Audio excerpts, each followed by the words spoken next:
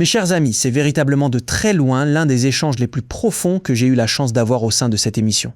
Je sais bien que j'ai déjà tenu ce genre de propos par le passé, mais je vous assure que c'est l'une de celles qu'il faut absolument écouter avec attention. J'en ai été totalement bluffé. Il s'appelle Nico, le médium. Mais ne vous fiez pas à son nom. C'est un médium. Cette conversation a été l'une des plus profondes et des plus marquantes que j'ai jamais eues dans l'émission. Et elle m'a vraiment touché, m'a même bouleversé. Elle m'a un peu remis en question, moi, ainsi que certaines de mes propres idées. Je les ai recadrées, si vous voulez. Et c'est une chose à laquelle vous devriez prêter attention.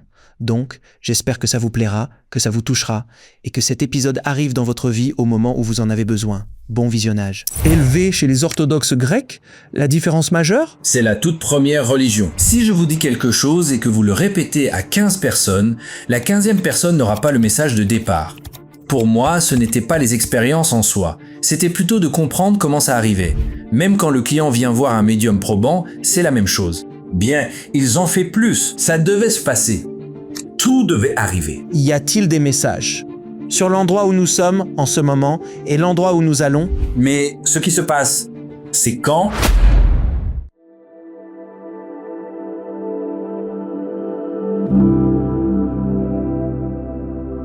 Accueillons Nico Kapoutsos. Comment vas-tu, Nico ? Salut Alex, merci de l'accueil. Ça va.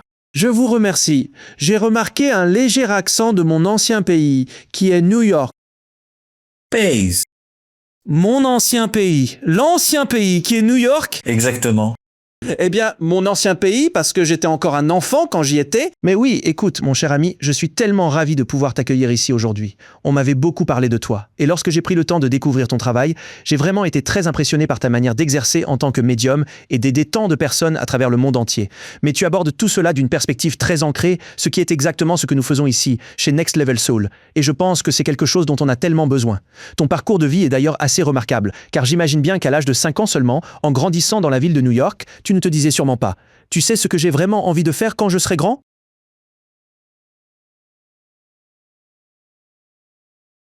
Alors et toi, avant de nous lancer, tu as été élevé comme orthodoxe grec, c'est ça ? Oui, c'est tabou.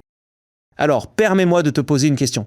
La seule chose que je connaisse vraiment sur l'orthodoxie grecque, et je vais être très très franc avec toi, j'ai beaucoup appris sur les différentes versions, tu sais, du christianisme. Et il faudrait vraiment qu'un jour je fasse la liste de toutes les différentes sectes qui existent basées sur les enseignements de Jésus, c'est assez remarquable, vraiment. Mais je ne connais pas une quantité énorme de choses, pas vraiment beaucoup, sur l'orthodoxie grecque en particulier. Tout ce que j'en sais, absolument tout, vient du film Mariage à la grecque. C'est véritablement tout ce que j'en connais pour le moment. Alors, dis-moi, comment se présente l'orthodoxie grecque ? Est-ce que c'est une religion très semblable aux autres branches orthodoxes que l'on trouve au sein du christianisme ? Quelle en serait, selon toi, la différence fondamentale ? C'est la toute première religion. Vraiment la première de toutes. En d'autres termes, les rituels et les liturgies sont extrêmement anciennes et n'ont pas changé. D'accord. Tu sais, le Nouveau Testament a été écrit en grec, donc il suit la tradition, le concept original de l'orthodoxie, de la religion et de tous ses enseignements. C'est donc très très strict. Et toute cette médiumnité, eh bien c'est tabou. C'est carrément prier le diable. Oh, évidemment, tu sais, évidemment, oh, je dis ça, oh oui, on est tous le diable. Ma mère ne me parle plus depuis 5 ans. Elle a refusé tout net. C'est donc juste leur préférence et c'est très bien, c'est tout à fait acceptable. Moi, ça me va parfaitement. Ce n'est pas mon chemin, pas ma voie. C'est assez ironique quand même que ce soit la sélection de cette vie, de grandir dans une église orthodoxe grecque. Et je me posais des questions sur tout ça quand j'étais enfant et le prêtre pensait que j'avais besoin d'une intervention et que j'étais complètement fou, mais je le savais au fond de moi. J'avais cette certitude intérieure, cette connaissance profonde et ça résonnait vraiment en moi et je savais que je ne faisais pas partie de la religion grecque. Mais j'ai continué, j'ai juste appris et j'ai toujours été très ouvert d'esprit et j'ai trouvé ma propre voie et c'est absolument parfait. Donc et je vais te poser encore quelques petites questions d'histoire supplémentaires parce que ça me fascine vraiment beaucoup. Si le Vatican, avec par exemple le fameux concile de Nicée et tout ce qui s'en est suivi, a créé la Bible telle que nous la connaissons aujourd'hui, actuellement, a-t-elle été écrite en italien ? Grec. Grec, oui. Le grec était le tout premier, le grec ancien, c'est ça ? Donc même quand les Romains écrivaient traduit à l'origine en, a-t-elle été traduite en grec ou écrite en grec à l'origine ? Elle fut écrite en grec à l'origine. Très bien. On parle donc bien de la Bible originale. Le catholicisme est arrivé après. L'orthodoxie était là en premier. C'est le point principal. C'est l'essence même. Et ensuite, tout s'est divisé. Même, c'est pour ça que lorsqu'on parle de Pâques grecques, de Pâques catholiques, ça dépend du calendrier, des calendriers juliens. Nous restons sur les traditions, l'ancien calendrier. C'est pour ça que Pâques tombe soit une semaine après, 4 semaines après ou la même semaine. Tout ça varie. Ça change un peu. C'est toujours le même concept, la même croyance, mais vous savez, c'est du contrôle. Vous le savez, n'est-ce pas? Toutes ces religions, ce n'est que ça. Instaurer la peur. Il faut avoir une vie, il faut être quelqu'un de bien, et comme ça, on peut retourner au paradis. Enfin, tout ça, ce sont des scénarios d'Hollywood. Ce n'est pas la réalité. Ouais, et il y a beaucoup de failles dans ce scénario d'ailleurs. Beaucoup de failles scénaristiques dans ce scénario. Eh bien, regardez un peu. Et je ne critique pas les gens qui écoutent et qui sont religieux. Vous savez, j'ai été religieux à une époque. La Bible a été écrite tellement d'années plus tard. Et ensuite, quand on y pense... Des centaines. Ouais. Et quand on y pense, la Bible qu'on lit aujourd'hui a été réécrite plus de 1000 ans après. Celle du roi Jacques. Ouais, exactement. Si je vous dis quelque chose et que vous le répétez à 15 personnes, la 15e personne n'aura pas le message de départ. Il sera traduit et modifié au fur et à mesure. Donc c'est la même chose qui se passe ici. Mais encore une fois, c'est plus simple de trouver cette familiarité, le confort de croire par la peur, car c'est ce qu'on nous conditionne à faire. C'est ce qu'on vous apprend. Non seulement on nous l'apprend, mais en plus nous avons un biais négatif intégré à notre système de survie. Et cet aspect lié à la peur vient s'y ajouter, il vient creuser là-dedans, de façon admirable. C'est donc un moyen très facile de contrôler une grande population par la peur. Oui, c'est tout à fait ça. C'est exactement ça. C'est fascinant. Donc, nous avons établi d'où vous venez. Alors maintenant, ce voyage depuis vos origines va être encore bien plus intéressant. Vous voyez, je plante le décor. Vous voyez, c'est tout un contexte, une histoire de fond. Vous voyez, je suis un conteur, je raconte des histoires, donc je prépare ce contexte depuis des années. Très bien. Donc, quand as-tu découvert tes capacités pour la première fois? Quand est-ce que, eh bien, je sais que c'était lié à ton cousin. Si je ne m'abuse, corrige-moi. D'abord, ce n'est pas un don. C'est une mauvaise interprétation que beaucoup de gens ont et c'est pourquoi ils voient les médiums comme une rareté. Ce n'est pas une capacité. Tu sais, comme beaucoup de gens, j'ai eu des expériences que je n'ai pas comprises tout de suite. D'accord. Mais ce qui est devenu plus intéressant pour moi, ce n'était pas tant l'expérience en elle-même, mais plutôt de comprendre comment tout cela se produisait. C'est ça, parce qu'une fois que l'on comprend le mécanisme, l'expérience devient un élément que l'on peut reconnaître et stabiliser plutôt que quelque chose de mystérieux. C'est donc ce qui m'arrivait sans cesse. Enfin, j'étais un enfant. J'ai eu une visite, si tu veux appeler ça comme ça. Des êtres célestes. Puis mon cousin est décédé et il était de nouveau là un an plus tard. Et il y a eu tellement de moments différents pendant 10, 15 ans. Et encore, ce n'était même pas ça, parce que je n'en avais pas peur. Je venais de New York. C'était une autre mentalité. La famille, les amis, personne. À chaque fois que j'essayais d'en parler, j'étais le paria. Alors j'ai juste essayé de comprendre intérieurement le mécanisme. Et c'est ce que j'ai trouvé, et c'est ce vers quoi j'ai toujours gravité. Donc, quand tu as commencé, quand c'est, faute d'un meilleur terme, je dis capacité. Mais quand cette chose t'est arrivée, quand tu as commencé à voir et à parler avec l'autre côté. Bon, tout d'abord, clarifions une chose. Quel genre de médiumnité pratiques-tu? Vois-tu les morts? Est-ce que tu les entends? Est-ce que tu les vois? Est-ce que tu passes du temps avec eux? Est-ce que tu joues au poker avec eux? Qu'est-ce que c'est? Ouais. C'est quoi? Car il en existe plusieurs. Alors, regardons ça. Décortiquons un peu tout ça, si tu veux bien. Il y a en fait 3 niveaux différents dans la façon dont l'expérience est organisée, d'accord? On peut le voir très simplement en 3 parties. La conscience, l'identité et l'expression. C'est ça? Donc, la conscience, c'est ce qui permet de remarquer quoi que ce soit. L'identité, c'est la partie qui interfère. Votre identité humaine, tu vois, elle étiquette et elle organise ce qui apparaît. L'expression, c'est ce qui en ressort. La parole, l'action, la réaction. Donc, en ce moment même, pendant que nous parlons, on vit déjà une expérience. L'identité est en train de l'organiser. Choisir les mots, donner une signification à tout cela, et l'expression, c'est ce qui en résulte et se manifeste sous forme de discours. Donc, dans notre expérience de tous les jours, l'identité est très active, n'est-ce pas?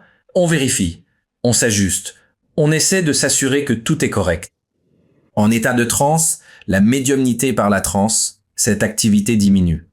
La conscience est donc toujours bien présente, Mais l'identité n'interfère plus de la même manière, ce qui permet à l'expression de se poursuivre bien plus librement. Ce qui crée véritablement toute cette confusion, c'est que l'on pense bien trop souvent que l'identité est ce que nous sommes réellement. Mais l'identité, c'est en fait quelque chose qui apparaît au sein de la conscience, exactement comme une pensée peut apparaître, exactement comme un sentiment peut apparaître. Ce n'est donc pas la source. Ça fait partie de l'organisation dans son ensemble. Et ensuite, dès l'instant où vous parvenez à percevoir cela avec une parfaite clarté, tout ce qui pouvait sembler abstrait devient soudainement beaucoup plus aisé à appréhender. Il ne s'agit donc pas, à proprement parler, d'une question d'un esprit qui viendrait vous parler ou de vous lancer dans une partie de poker avec eux.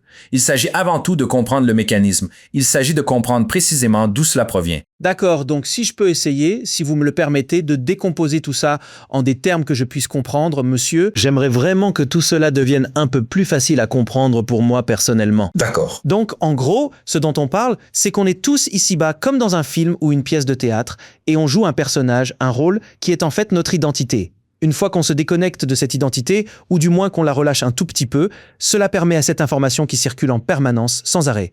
Un peu comme un signal radio qui est toujours là, qui est toujours en mouvement, toujours actif, de mieux la capter, de mieux s'y accorder, de mieux l'apercevoir, parce qu'on a laissé tomber, on a relâché. On a élevé notre fréquence à un niveau où l'on peut enfin recevoir cette information. Est-ce une hypothèse juste, une hypothèse valable, à votre avis?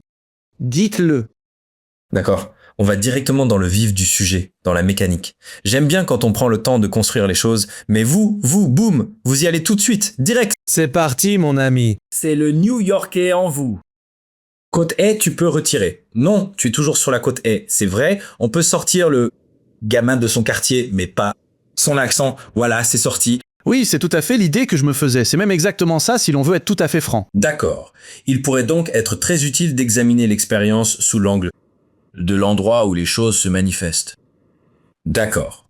C'est ce que j'appellerais pour ma part la conscience. Le champ de la conscience humaine est bien entendu le champ aurique. Et après ça, nous allons décortiquer toute l'architecture de l'incarnation pour que vous compreniez que l'on n'en est jamais séparé. D'accord. La conscience, c'est donc ce qui permet de tout percevoir. Elle n'est pas dans le corps. C'est ce dans quoi le corps se manifeste. C'est aussi une erreur. Les gens disent « la conscience est dans mon esprit, ma poitrine et mon dos ». C'est faux, c'est une hypothèse inexacte. C'est ça, c'est ce dans quoi le corps se manifeste également dans la conscience. Laissez-moi vous demander, avez-vous créé, avez-vous produit votre pensée ou est-elle juste apparue? Ça apparaît généralement. Exactement, car c'est aussi ce qui apparaît dans la conscience, tout comme la parole. Pensée et parole s'unissent. D'accord, et nous examinerons le mécanisme dans une minute. C'est ce qui se manifeste dans la conscience. Le champ de conscience humaine est donc l'endroit où l'expérience devient un peu structurée. Donc des éléments comme la perception, l'interprétation, la sensation, tout est organisé ici. Exactement. Et le champ aurique est l'interface juste à l'extérieur du corps, où l'information est d'abord reçue avant d'être traduite en pensée ou en mots. Les choses apparaissent de diverses façons, mais par un seul mécanisme. D'abord, l'imagination. Vous la créez, la modifiez et la bâtissez par la pensée. Tout cela est intimement lié à l'identité. Malgré les mots prévus, prenez le temps de noter vos propres autocensures passées, tous ces moments précis où l'on finit par taire l'essentiel. Vous l'avez modifié en fonction de l'expérience. D'accord. L'intuition suit le même mécanisme. Elle arrive complètement, simplement, sans effort. C'est comme si vous saviez, c'est ça. Je sais que c'est réel, sans pouvoir expliquer pourquoi, et ensuite, l'esprit.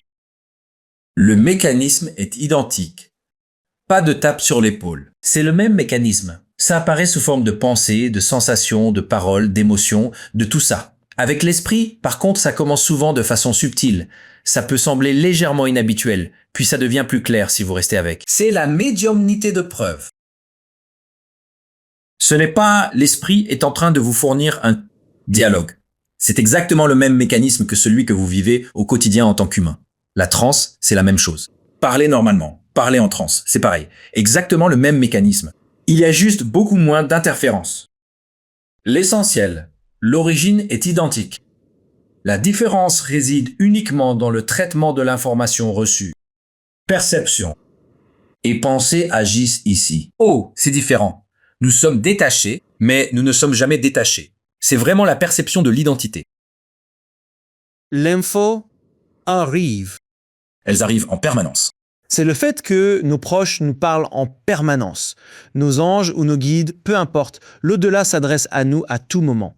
Il s'agit de savoir comment nous pouvons nous adapter pour pouvoir percevoir cela, puis d'utiliser les mécanismes qui nous ont été donnés, ce corps, pour être capable de retransmettre cette information. Oui, mais tu comprends. Même avec cette vision des choses, nous restons encore et toujours soumis à ce vieux concept de séparation. On ne fait qu'un. Exactement. Donc ce n'est pas simplement que nos proches sont partis ailleurs et qu'ils se connectent à nous. C'est toujours à l'intérieur de la même architecture. Je vois. C'est un peu comme si les signaux radio nous entouraient constamment, vraiment, à tout moment, absolument tous les jours. Ils ne s'arrêtent jamais. Non, jamais. Mais dès la seconde où l'on allume la radio et que l'on tourne le bouton, alors là, on peut réellement les capter et les recevoir. Mais ils sont bel et bien là tout le temps, autour de nous, en permanence. On est toujours en train de recevoir et c'est l'identité qui en fait allume et éteint la radio. Voilà, c'est... Tu reçois toujours parce que tu es toujours dans le flux. Exact. Tu peux voir l'incarnation comme une façon structurée qu'a la conscience de s'exprimer, n'est-ce pas? Donc en gros, c'est simple. Tu as la source de conscience, la perspective qui vit les choses, l'intelligence organisatrice derrière nos multiples vies, et enfin l'expérience humaine elle-même. C'est ton architecture, d'accord? Maintenant, remarque bien ça. Tu écoutes à travers un seul prisme, juste celui de l'incarnation humaine, non? Revenons en arrière avant même que ça n'arrive, ok? Ce que je qualifie ici de créateur ne doit pas être perçu comme un être personnel, mais plutôt comme la source originelle de toute conscience. Ok? À partir de là, il y a ce que j'appelle le percepteur, qui est le premier point de vue individualisé. Nous sommes tous ce percepteur. C'est notre origine à tous, d'accord? Tous les percepteurs ne s'incarnent pas. C'est là qu'on trouve les anges et les guides. Ils restent fondés sur le percepteur dans ce champ de conscience, mais ils ne s'incarnent pas dans le même champ. On a la conscience avec les plantes, les animaux, l'environnement, la planète, tous dans ce même champ. Donc on est tous liés dans ce champ, n'est-ce pas? On veut vivre l'incarnation. Notre percepteur, d'accord, notre percepteur décide. Le percepteur est avant tout le premier point où la conscience devient perspective. Tu vois, avant ça, il n'y a pas de séparation. Avec le percepteur, il y a désormais un moyen pour l'expérience d'être connue de quelque part. Donc toi, au lieu d'Alex, toi le percepteur, Alex le percepteur. C'est comme mon nom de super-héros. Il décide, d'accord, on va avoir une incarnation. Et ensuite, la Suram est créée. La Suram est le niveau qui contient la totalité des expériences à travers la vie, toutes les vies. La Suram a d'ailleurs été abordée par Ralph Waldo Emerson en 1841 et il l'a inventé, non? Et tu remarques? En 1841, personne ne parle encore de la Suram aujourd'hui. Ça ramène au contrôle dont on parlait tout à l'heure, à la peur. Ça fait peur de parler de quelque chose qui va bousculer le système, mais c'est vrai. D'accord? Et ensuite, à partir de la Suram, le soi supérieur est ce qui organise et stabilise une incarnation spécifique qui est créée. Maintenant, tout ça, ce sont les composantes de ta propre essence. D'accord? Et le soi humain est l'expression localisée où la conscience est vécue à travers le corps et l'esprit. Maintenant, comme ton identité est conditionnée tout au long de ton existence, personne ne se focalise vraiment sur cette architecture. Il se concentre sur l'instant présent, sur qui je suis. Mais si tu observes bien les tout petits avant que leur identité n'ait été forgée, ils sont dans un état de pure conscience. Ils sont très conscients, ils sont constamment alertes. Et en tant qu'adulte, on n'arrête pas de dire « ne parle pas à cet ami imaginaire ». Tu sais, c'est ton imagination qui te joue des tours. Et ils s'en rendent compte car, à nouveau, on est attiré par le conditionnement, mais on oublie l'architecture. Donc, quand tu te rappelles l'architecture et que tu te souviens de tes différents composants, il n'y a pas de séparation. Il n'y a pas de perte, pas de lien à créer, car on est tous essence. On vient tous exactement du même architecte. On a tous cette fréquence. On a tous exactement le même mécanisme qui passe par la conscience. Tout apparaît dans la conscience. Ta pensée, tes paroles, tes sensations, tes émotions, même ton corps est dans la conscience. Tout arrive. C'est ce qu'on en fait. Une fois qu'on reçoit, on le remarque comment on l'altère. C'est ça, le malentendu. C'est là que tout le monde est perdu et confus. C'est là que même les médiums reçoivent de fausses informations. Et je me dis, ce n'est même pas exact, mais c'est ce qu'on leur enseigne. Est-ce qu'ils croient? Parce qu'ils ne se concentrent pas sur l'architecture. Parce que j'ai parlé à quelques médiums dans ma vie. Je parie que oui, vous aussi. Quelques-uns, oui, de ce que j'en comprends, moi, et ça vaut en fait pour les voyants, pour les médiums et même pour les canalisateurs d'ailleurs, c'est que l'information nous arrive, mais elle passe toujours par notre propre filtre, par notre perception. Et qu'ils doivent en quelque sorte se demander, par exemple, ils disent « Je vois une rose, mais qu'est-ce que c'est qu'une rose au juste? Est-ce que cette rose, elle, signifie quelque chose de particulier pour vous ?» Et ce genre de choses, est-ce que, d'après ce que tu as pu en comprendre, c'est un peu de cette manière que ça se passe? C'est-à-dire, cette information arrive et on doit un peu l'interpréter, la comprendre à travers notre propre prisme? Non, ça, ce sont bien les médiums à preuve dont tu es en train de parler. C'est là que beaucoup d'entre eux, en fait, manquent de constance, parce qu'ils croient qu'ils doivent absolument la traduire par eux-mêmes. D'accord? Ils ne sont, eux, finalement, que la radio. C'est ça? Ils diffusent. Bref, la rose. L'info de la chanson sur la rose arrive. Elle est déjà là, laisse-la venir, donne-la telle qu'elle est. Pourquoi doivent-ils l'interpréter? Ça n'a pas besoin d'avoir de sens pour eux. Rappelle-toi, c'est une commu, c'est la connexion entre cet esprit communicant, l'être cher et le consultant, la personne qui est toujours en vie. C'est leur connexion. Je ne connais pas le consultant et je ne connais pas l'esprit connecté. Alors pourquoi j'essaie de me l'approprier? Je n'ai pas besoin de la comprendre, mais c'est le contrôle de l'identité. Je me sens plus en sécurité quand je comprends, donc il l'interprète mal. Ok, tu n'es qu'une radio. Tu allumes juste le bouton et tu laisses la fréquence te traverser. Juste, peu importe ce que tu reçois, donne-le en comprenant que dans ce champ, et on va parler, comme on l'a dit, du champ aurique, du champ de conscience humain et de la conscience globale. Donc cet esprit communicant touche au champ aurique, son essence, son énergie touche au champ aurique. Cette expression qui nous parvient peut être une image ou un mot ou une phrase, peu importe, n'importe quoi, une odeur.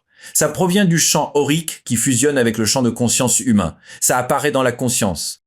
L'humain le remarque dans sa conscience avec exactement le même mécanisme. Offre-le de la même façon que tu le reçois. Ne l'altère pas, ne te l'approprie pas, ne demande pas de clarté ou d'affirmation. Contente-toi de le donner. Salut les amis, j'espère vraiment que vous appréciez cette conversation. Et il y a une chose que j'ai remarqué récemment, c'est que la plupart d'entre vous ne sont pas abonnés à notre chaîne YouTube. C'est gratuit et ça nous aide vraiment beaucoup. Donc si vous n'êtes pas abonné, s'il vous plaît, abonnez-vous, aimez et partagez ce contenu pour qu'on puisse continuer à aider à élever la conscience de la planète. Merci beaucoup. Et revenons à notre conversation. Une chanson qui parle d'une rose, de ses épines et de la douleur. Laisse simplement venir sans rien filtrer du tout. Alors, permets-moi de t'arrêter juste une seconde, Nico. Donc, et là, on en vient au clair, aux multiples clairs que l'on peut avoir, la clairvoyance, la clairaudience et tout ce genre de choses. Donc, il y a l'odorat, il y a des images visuelles que l'on perçoit réellement, tu sais, quelqu'un qui se trouve là et qui est en train de te parler. Ou bien il ne s'exprime jamais, d'après ce que j'ai pu comprendre, mais le fait de pouvoir voir des choses, de percevoir des êtres ou des esprits, des entités de ce genre. Est-ce que cela fait également partie du champ de ce que tu tentes de nous expliquer? La perception ramène tout vers l'identité, vers le moi. D'accord. C'est ma capacité, via mes clairs. J'ai exercé ma clairvoyance ou ma clairaudience. C'est moi. Remarque comment une grande partie de l'enseignement nous ramène, pointe et nous redirige vers moi. Tu vois, les clairs sont plutôt comme des antennes. D'accord. On a nos sens. Ça le fait.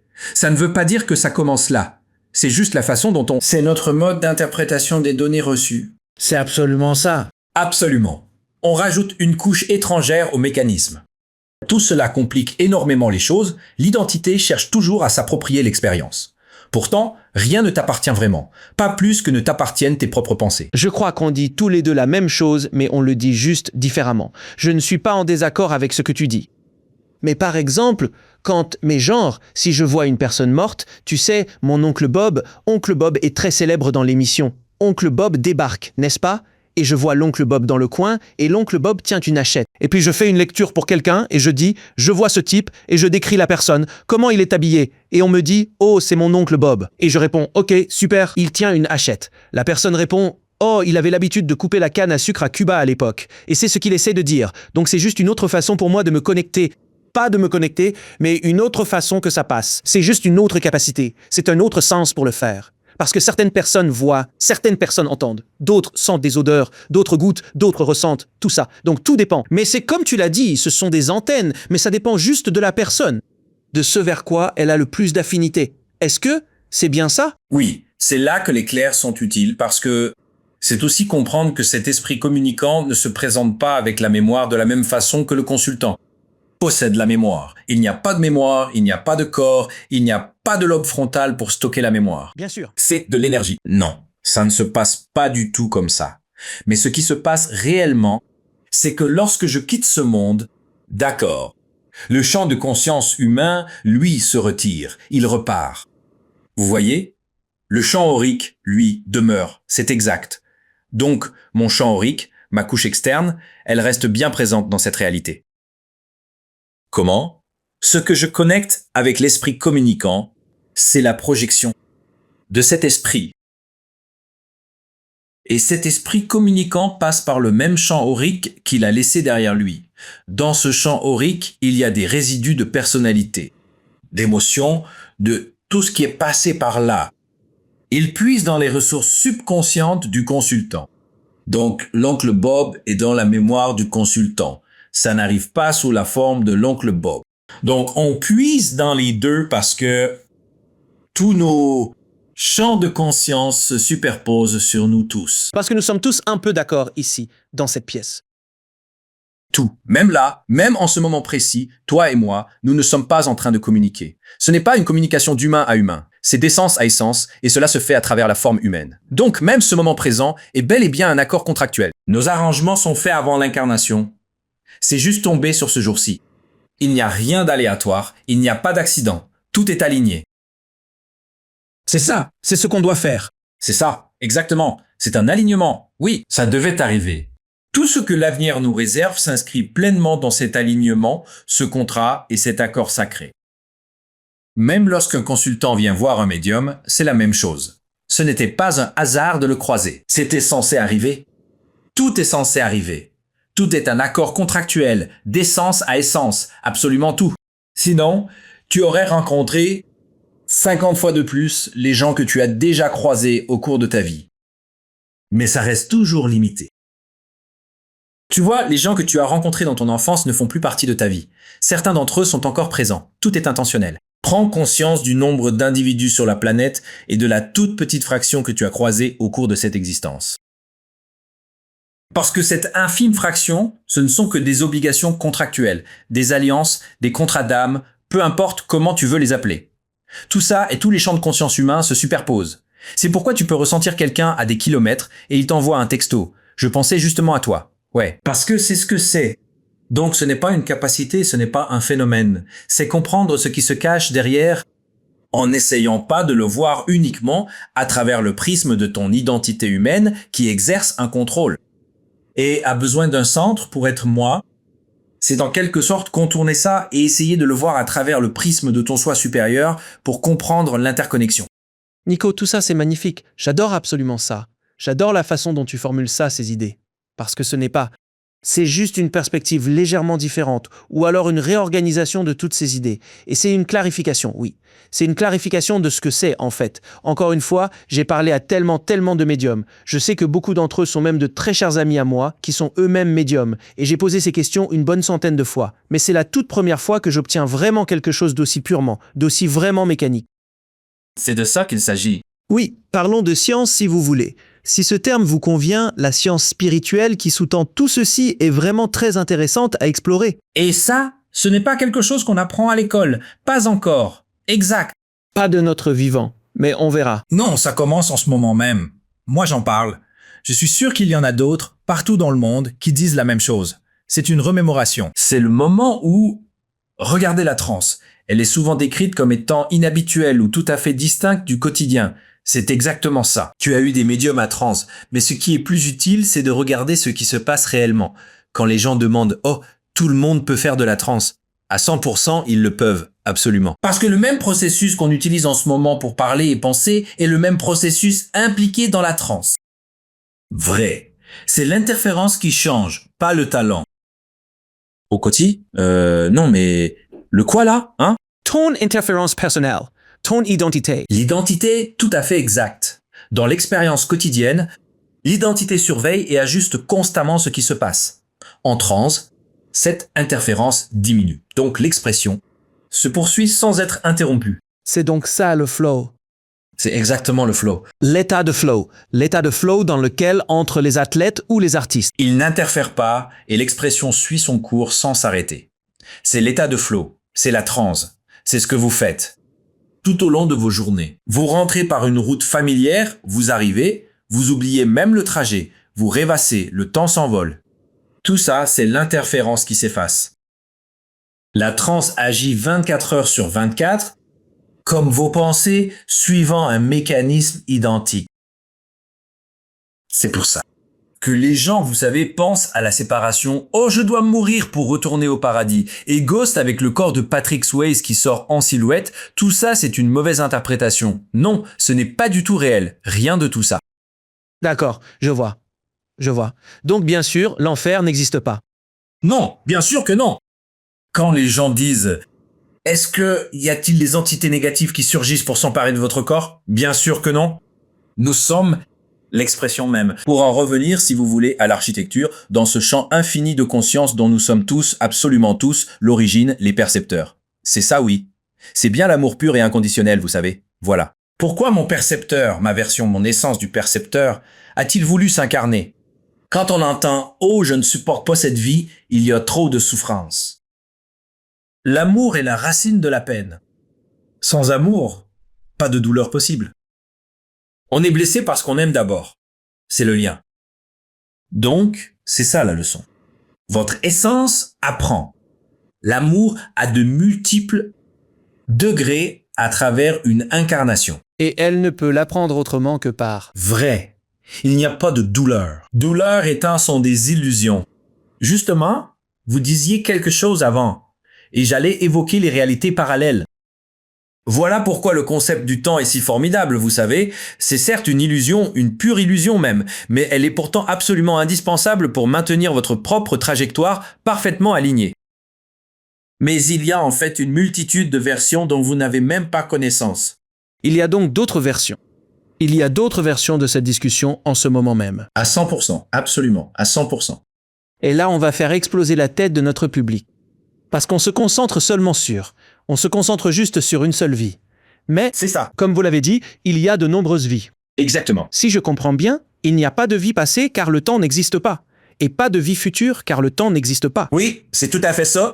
Toutes les vies se déroulent en même temps. Donc là, tout de suite, vous et moi sommes tous les deux dans l'Égypte antique, en Atlantide, à Rome, en Grèce, vous voyez, tous en même temps. Ces incarnations se produisent en même temps. Et ça donne vraiment mal à la tête. L'humain, l'identité est la mienne. Oui, mais pas votre essence, parce que vous la ressentez. Ce n'est pas seulement ça, c'est aussi notre relation. C'est ça. Aujourd'hui, nous sommes des inconnus. Nous venons de nous rencontrer. Mais d'emblée, j'ai ressenti une résonance avec vous. Pourquoi? C'est ça, en fait, le truc. Et c'est de cette façon-là que je choisis mes invités pour l'émission. C'est très... On me demande toujours comment je fais mon choix. Est-ce selon les chiffres ou est-ce selon les abonnés? Je réponds non. Je dois les regarder. Et chaque fois que ma femme dit « Que penserais-tu de cette personne ?» Je dis « Il faut que je la voie. » Mettez-la en vidéo. Et dès que je la vois, ça prend 5 à 10 secondes et je me dis « Oui ou non ?» C'est aussi simple que ça. Donc quand je vous ai vu, je me suis dit « Oh Nico, mais où étiez-vous donc passé? Allez, quoi, mais enfin ?» Et voilà. Parce que je l'ai ressenti. C'était quelque chose c'est très instinctif, très viscéral. C'est quoi l'instinct? C'est l'intuition pure. Exactement, oui. L'intuition, c'est bien ça. Ce que nous ne reconnaissons pas, en fait, avec l'intuition, et c'est sans doute le souvenir le plus profond que j'ai traversé. Nous avons tous, oui, un moi supérieur. C'est aussi votre essence, un autre de ces éléments constitutifs qui gouvernent toutes et chacune des incarnations. Il ne vous parle pas, il n'envoie pas de SMS, il ne vous appelle pas. Il communique directement par l'intuition. Nous avons, tout au long de votre vie, nous avons tellement ignoré notre intuition, tellement de fois qu'après avoir fait quelque chose, après avoir pris une décision, on se dit « j'aurais vraiment dû écouter mon intuition profonde ». C'est une guidance directe de notre moi supérieur. Et notre propre interférence directe. Exactement, exactement. Mais même ça, c'est intentionnel. C'est même tout à fait intentionnel. Le moi supérieur, lui, guide notre intuition en sachant d'avance comment l'ego réagira afin de nous enseigner une leçon, quelque part. D'accord? Exactement de la même manière que le moi supérieur peut envoyer des informations par l'intuition, il est aussi capable de... Et c'est là que la surâme entre en jeu. Elle est aussi capable de se connecter par chevauchement conscient. Vous et les autres réalités parallèles. Donc même si on est ici, on ne sait pas quelles sont les autres réalités parallèles. On pourrait être frères, on pourrait être de la même famille, je veux dire parents, on pourrait n'importe quoi.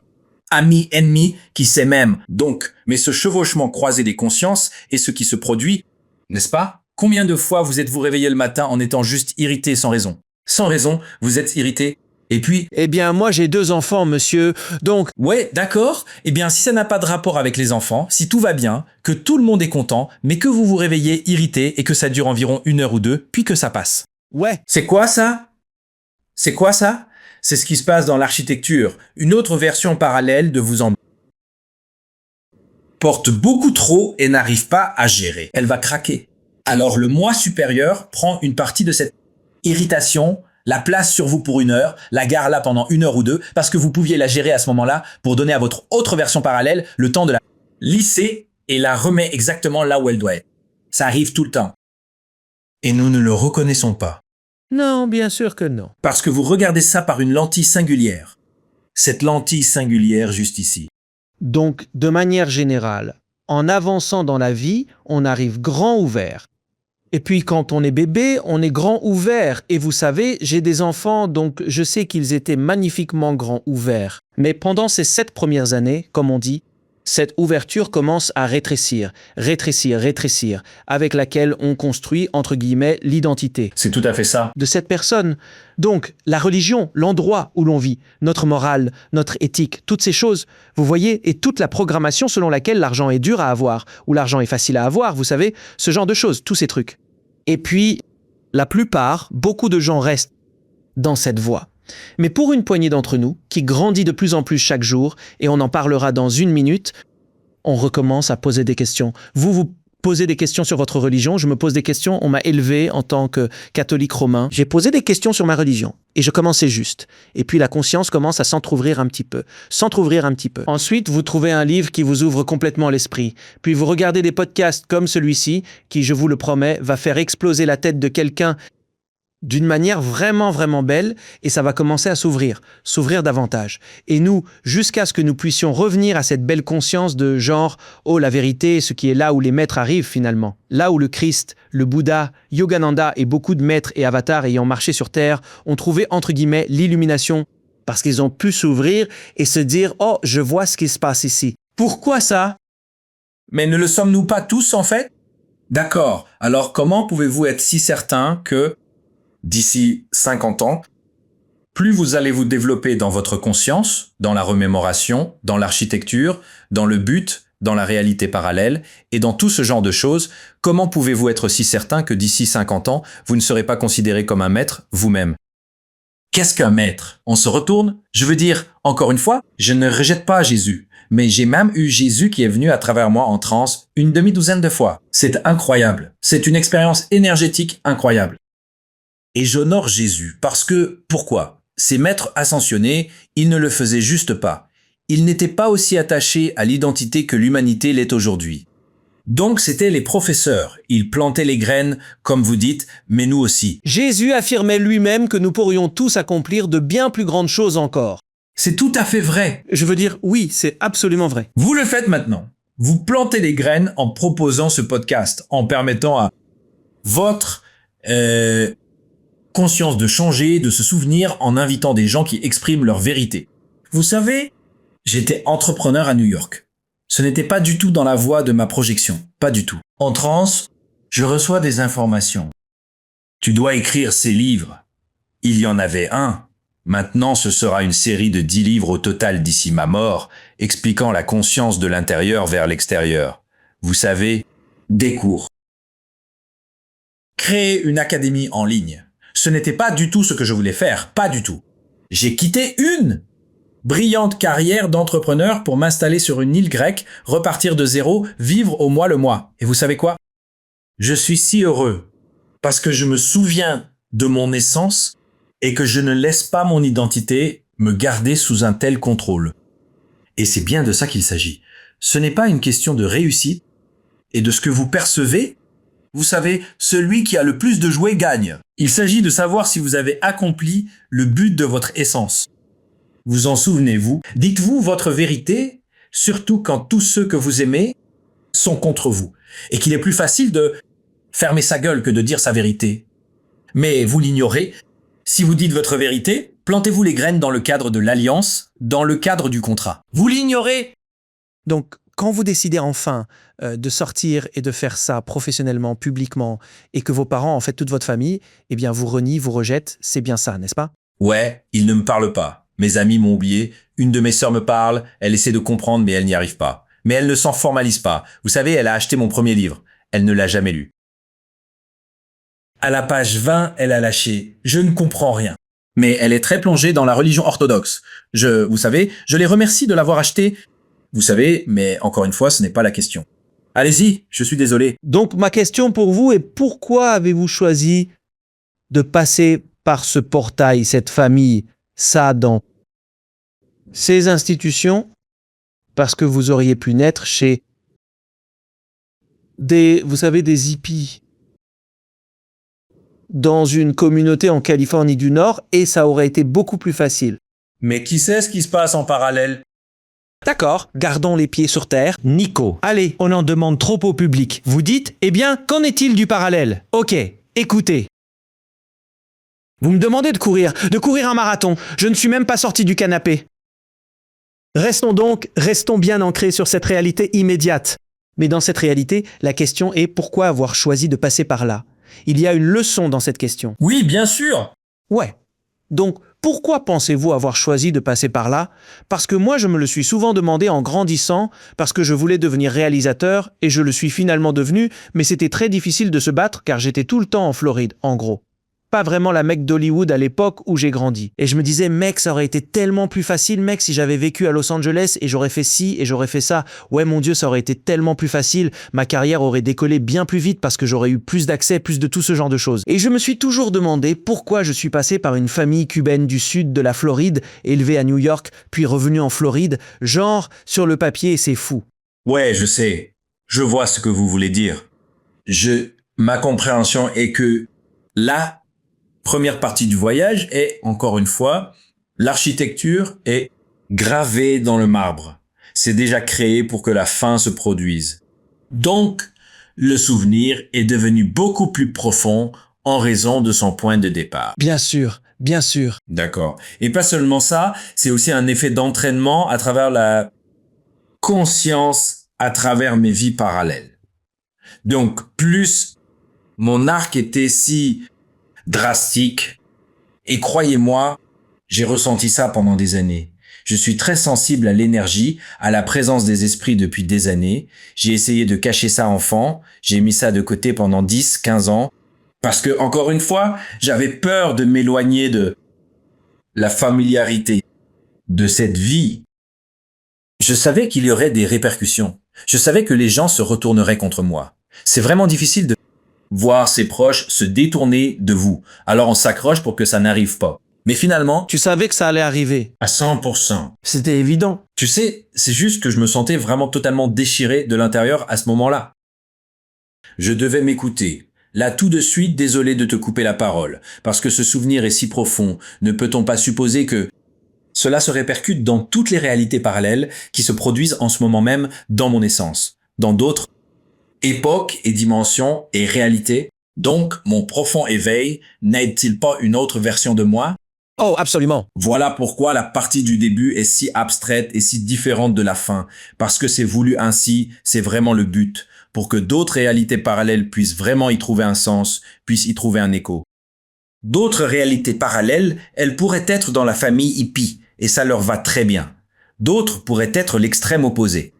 On ne connaît pas toutes les leçons et toutes les vies, ce n'est pas le but. Le but, c'est juste de comprendre celle-ci. Dans cette vie. Donc, et je dois te poser cette question à nouveau. Désolé les amis, on va entrer dans la matrice ici, on va aller un peu loin dans les détails là, mais Vraiment au cœur des détails. assez loin dans les détails. Donc, on va vraiment rentrer dans les détails. Accrochez-vous tous bien parce que je vais vraiment y aller à fond. Ça va être très très costaud, alors préparez-vous.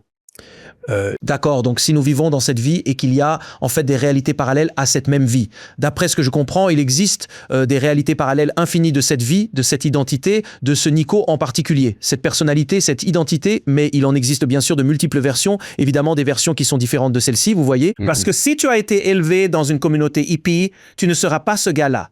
Tu as une perspective différente. Mais ce personnage, disons le personnage de Nico et le personnage d'Alex, d'accord. D'accord. Alors, donc, il y a des réalités parallèles de ça qui sont en train de se produire là. Et là, toi et moi, on est tous les deux en Atlantide là, en ce moment. Ouais. Dans une autre vie tout à fait différente. Et même dans cette vie-là, nous possédons aussi des réalités infinies. Donc, C'est vrai? ça, d'accord. Et ensuite, on a des milliers, voire des millions de vies de personnages individuels.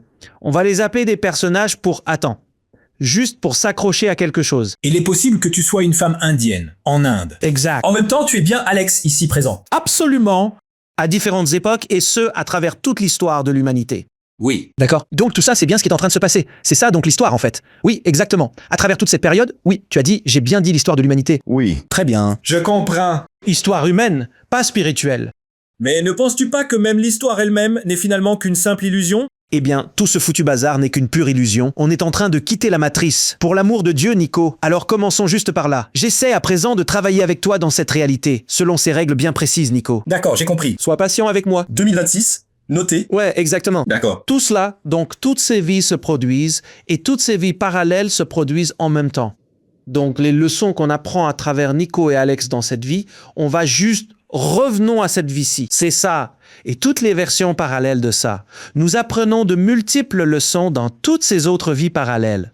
Donc le Nico hippie, qui a été élevé dans la communauté de Californie du Nord à la même époque que celle où nous vivons maintenant, a appris tellement de leçons différentes et a fait face à tellement d'obstacles différents dans sa vie que toi. Et puis, il y en a eu d'autres qui ont été super comme. Donc, en gros, pour toi, tu as évidemment dû gérer des problèmes avec ta famille et le rejet de ta famille. Mais il n'a pas eu à gérer ça. Mais il a peut-être dû affronter d'autres choses que tu n'as pas affrontées dans cette vie. Ouais. Et vice-versa. Donc, cette vie c'est vraiment un super retour sur investissement, si tu veux, avec toutes ces réalités parallèles que tu obtiens. Toutes ces leçons.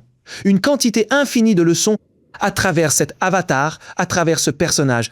Ouais. Tout ceci a-t-il du sens? À 100%. Et je voudrais juste ajouter une chose. Même ce hippie qui ne vit pas les mêmes problèmes que moi apprend quand même de ce que je vis et de ce que j'en apprends moi-même en le traversant. Et c'est ça l'intuition. C'est bien ça. D'accord. Alors, est-ce que c'est de ça dont on parle quand on évoque le saut quantique? Si tu as entendu le terme saut quantique où tu te dis « Hey, j'ai juste envie d'aller parler au Nico. Je vais aller parler au Alex qui était super riche ou super je ne sais quoi et je vais apprendre comment être riche ou je vais apprendre à jouer de la guitare parce que dans une autre vie, Alex est un maître de la guitare. » C'est vrai. D'ailleurs, j'ai une véritable... je ne sais pas vraiment comment dire ça, c'est un peu comme un truc bizarre que j'ai avec la guitare acoustique. J'adore la guitare flamenco, par exemple, en particulier, mais je ne peux pas. Mais je ne peux pas jouer et j'ai essayé et ce n'est juste pas le cas. Je veux dire, je suis sûr que si je m'asseyais vraiment et essayais, je pourrais faire quelque chose. Pourtant, c'est une chose qui résonne puissamment au plus profond de moi. Je dois donc croire que si nous sommes cette multiplicité, il existe forcément une autre version de moi qui est un véritable maître de la guitare flamenco. C'est pour cette raison que je trouve ces échos absolument fascinants. Ouais, tu relises aussi ce chevauchement interconscient à l'émotion, à l'amour que tu ressens pour ça. C'est pour ça que tu ressens le désir de « j'adore le saxo, je ne prends pas la peine d'y toucher ». Je pourrais ressentir l'amour d'en jouer. Je me suis déjà vu en train d'en jouer. C'est tout à fait exact. La plupart des gens ignorent totalement que l'état de transe n'est pas du tout un phénomène rare. Lors de ces transmissions vécues en transe profonde, je suis véritablement absent. Je n'occupe plus consciemment mon corps ni mes propres paroles, sans pour autant être possédé par une entité extérieure. C'est en fait exactement le même mécanisme habituel que tout le monde connaît. D'accord ? Mais tu vois, pour comprendre ça, laisse-moi d'abord faire un pas en arrière. Notre essence, notre esprit n'est pas dans le corps comme on nous apprend à le croire. C'est impossible. Exact, j'ai écrit là-dessus dans mes livres. Ce serait comme dans une casse. Le compresseur qui écrase simplement la voiture est trop puissant. Il écraserait le corps. Donc ton essence n'est pas dans le corps, mais elle utilise le souffle comme interface pour fusionner avec l'énergie du corps. Le corps a sa propre énergie, d'accord? Cette interface du souffle est exactement la façon dont la transe se produit. C'est la collaboration, ton essence et l'essence spirituelle combinée qui passe par la même interface du souffle. Le souffle est ce qui nous permet de parler. C'est comme ça que la parole en transe se produit.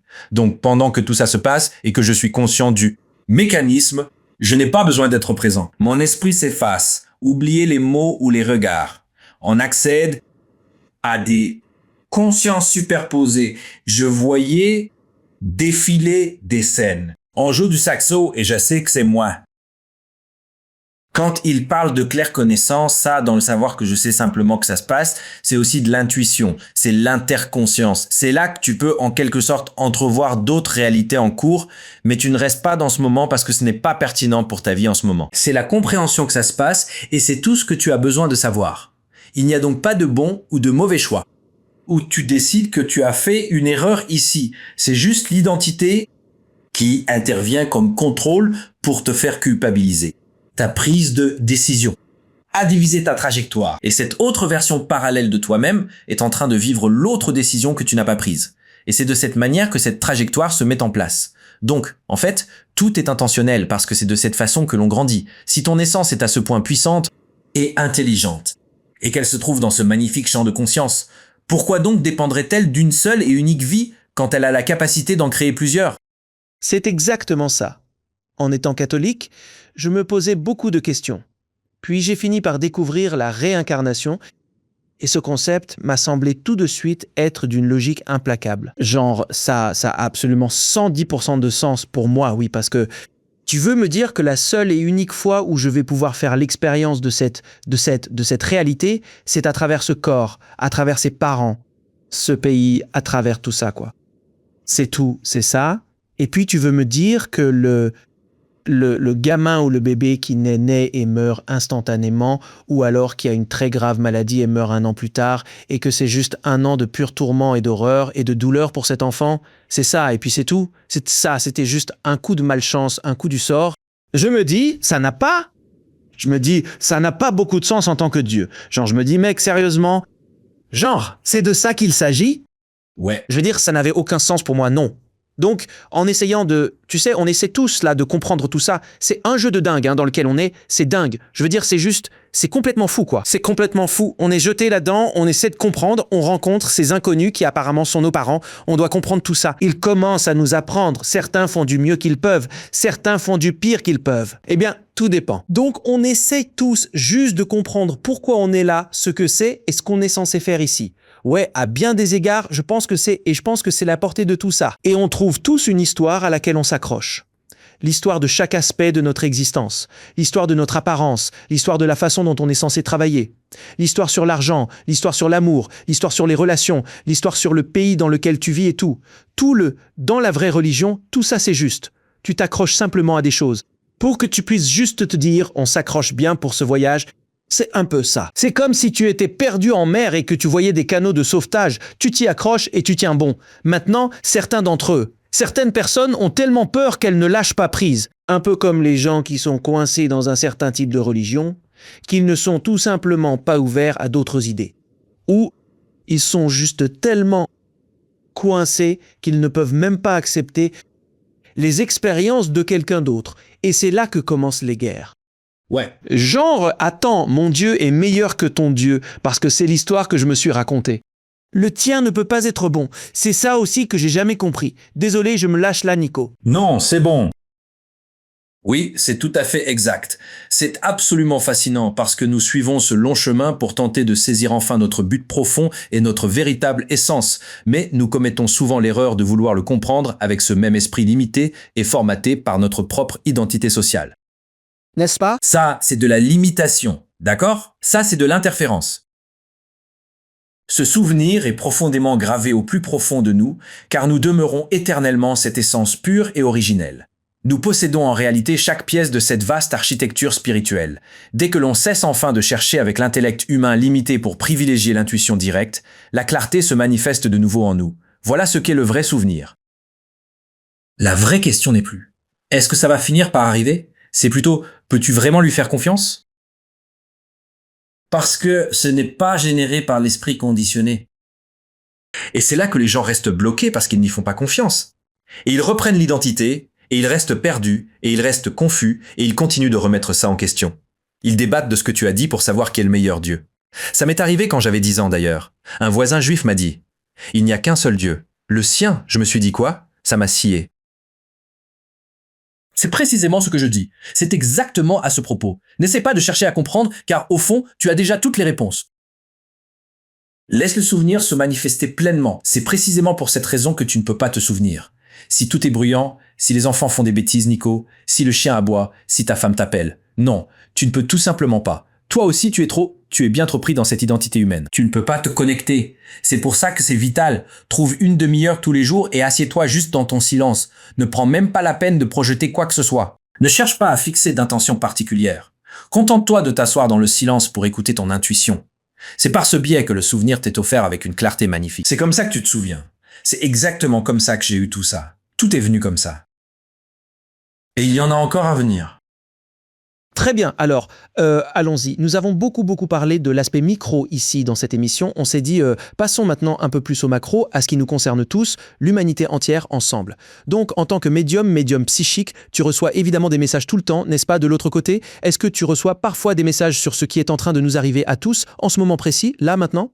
Parce qu'il y a beaucoup de peur qui règne là-dehors à propos de ce qui est en train de se passer. Tout ça, tu sais, toute cette situation actuelle. Tu sais, quiconque écoute cette émission m'a déjà entendu dire, et je ne suis d'ailleurs pas le premier à le dire, du grand éveil, de ce grand éveil, du fait que nous sommes tous en train de basculer, de changer dans notre conscience humaine, et ce, même au cours de notre propre vie. À quel point la conscience a pu évoluer pour que cette conversation puisse même avoir lieu. C'est un véritable miracle, tu sais, quand on pense d'où nous venons, d'où nous sommes partis, n'est-ce pas?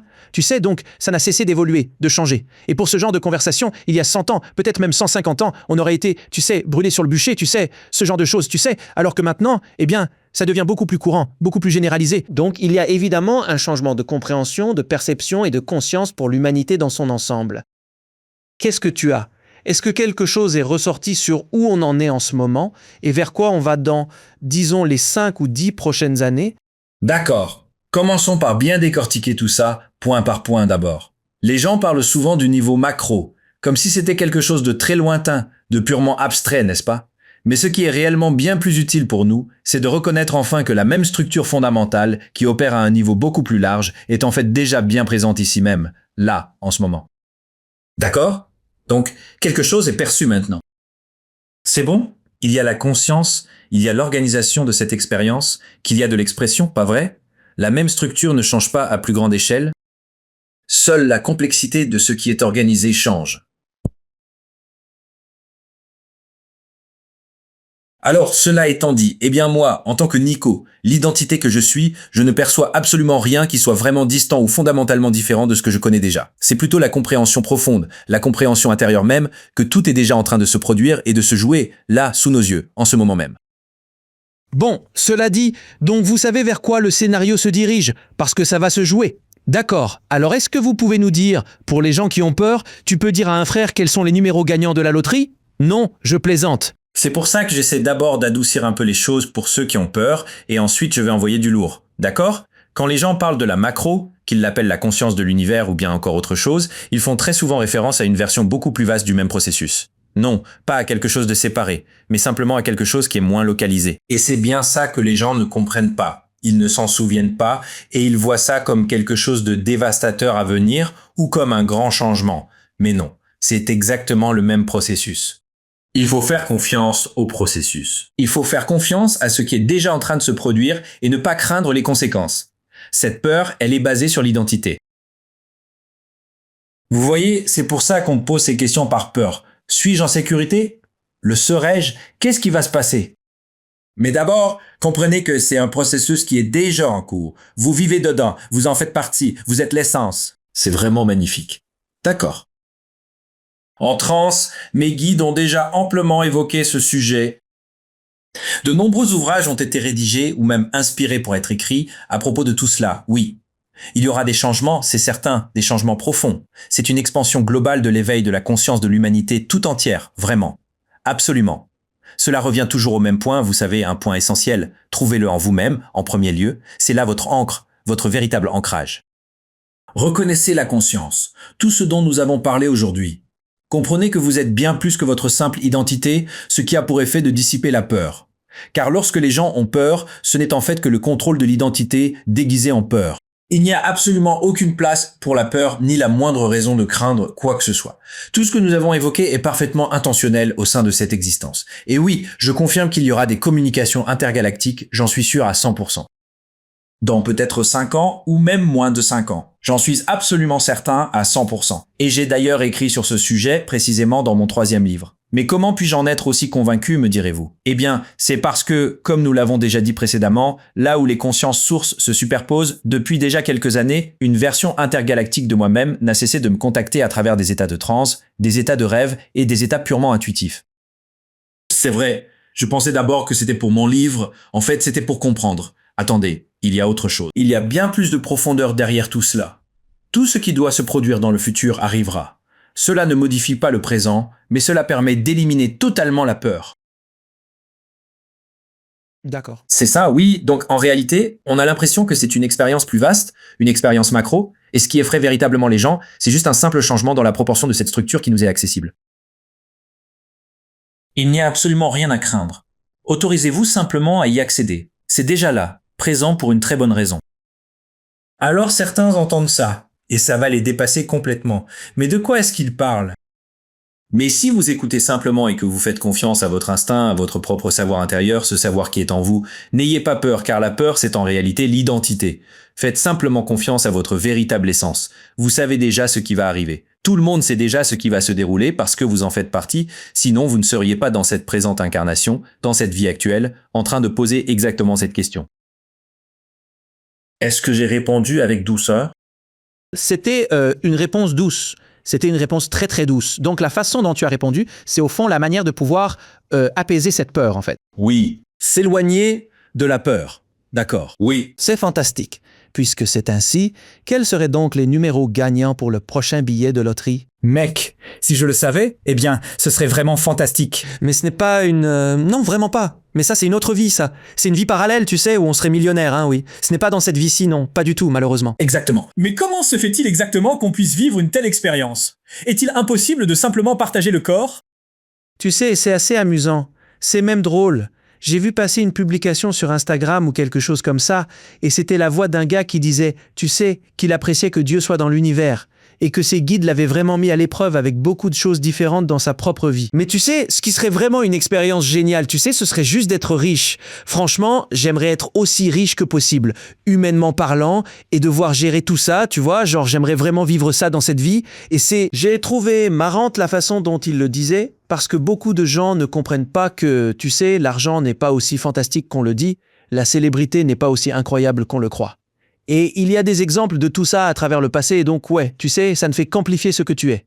C'était une très... Ces deux choses-là. Exactement. Cela a beaucoup conditionné mon identité. Mon père m'a toujours inculqué ça, tu sais. L'argent, la réussite et tout ça. Je travaillais 16 heures par jour. J'étais un entrepreneur qui réussissait et j'avais de l'argent, la plus grande maison du quartier. J'avais mon petit jouet, ma voiture de sport. On partait en vacances 3 fois par an. Mais encore une fois, c'était ce que je projetais comme le but de toute une vie. Et à travers tout cela, il manquait toujours quelque chose au fond de moi. Je n'avais jamais vraiment trouvé mon vrai bonheur. Tu vois, maintenant j'ai mon vrai bonheur et il n'y a plus rien de tout ça. Mais c'est comme ça qu'on comprend vers quoi l'identité nous attire, ce qui crée une illusion. Et on la suit. On est comme des moutons. On suit là où l'identité nous entraîne pour conditionner ce que nous croyons, ce qu'on nous a enseigné. Et ce n'est pas ça l'important. Il s'agit vraiment de regarder ce qui est sous la surface et c'est là qu'on trouve son essence. Et c'est très profond. C'est donc très profond. J'ai envie d'aborder un point, un sujet qui pour moi est un peu comme un énorme non-dit, quelque chose que beaucoup de gens n'osent pas vraiment aborder, en ce qui concerne tes expériences et les miennes. Nos expériences sont assez similaires, même si la tienne est bien plus extrême que la mienne, car moi, je ne me suis pas présenté comme un médium bizarre. Non, mais plutôt comme un type étrange, un peu bizarre qui parle au médium. Donc, on est un peu différents, c'est vrai, mais on est dans la même catégorie, oui, dans le même genre de choses. Quand j'ai commencé cette émission, j'ai perdu beaucoup d'amis de la famille. Non, pas de famille pour moi. Ma famille, ils sont tous assez perchés parce qu'on est cubains et d'Amérique latine, et c'est un peu dans notre culture, les voyants, les médiums. la santeria, tout ce genre de trucs avec lesquels on a grandi. Tout va bien de ce côté. J'ai perdu des amis car ils ne comprenaient pas du tout ma démarche, ni ce que tout cela impliquait réellement. Toi, tu as vécu une version bien plus extrême de cela. La raison pour laquelle je tenais absolument à aborder ce sujet, c'est qu'un très grand nombre de personnes qui se présentent dans le monde, comme étant des chrétiens, comme étant des catholiques, comme étant des disciples du Christ, sont, à mon avis, les personnes qui ressemblent le moins au Christ que j'ai jamais eu l'occasion de rencontrer de toute mon existence. À 100%. Je veux dire, ça me rend absolument dingue quand n'importe qui, quand je les vois, tu sais, en train de taper sur la Bible ou de la brandir comme ça, et je me dis, d'abord, il faut savoir que Jésus n'a jamais écrit de Bible, donc il y a ça, pour commencer. Je lance juste ça comme ça. C'est juste pour préciser qu'il n'a jamais laissé de traces écrites, mais gardons ce sujet pour une autre fois. Le problème est qu'ils n'agissent pas concrètement. Ils ne joignent jamais le geste à la parole donnée. C'est vrai. Et c'est tellement frustrant pour moi. Donc, et s'il te plaît, pardonne-moi, je ne veux pas outrepasser, mais ta famille est tellement investie dans la religion grecque orthodoxe, tu vois, et je suppose que la religion grecque orthodoxe a un lien avec le Christ, je suppose, n'est-ce pas? Bien sûr. Bien. Je dois demander pour clarifier. Tout est lié au Christ. Voilà, donc, le Christ ne t'aurait jamais rejeté pour avoir fait ça. Au contraire, il y a des histoires où le Christ a fait des choses qu'il était.